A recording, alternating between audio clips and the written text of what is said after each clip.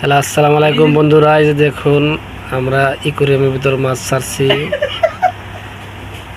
এই যে মাছটিতে এখন ডিম দিব, ডিম দেওয়ার সময় হয়েছে। অনেক সুন্দর লাগে মাছগুলি, দেখুন সবাই কত সুন্দর সাঁতরাইতেছে। অনেক সুন্দর মাছ। এই যে মাছটা কিছুদিনের ভিতর ডিম দিবে। এই যে এটা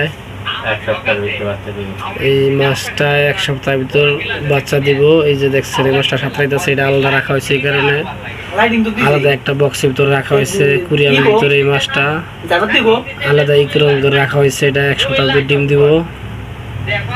এই যে মাছটা, এগুলি তো ডিম দিব কিছুদিন পরে। দেখুন অনেক সুন্দরভাবে সাঁতরাইতেছে মাছগুলি, কত সুন্দর, অনেক সুন্দরভাবে সাঁতরাইতেছে মাছগুলি।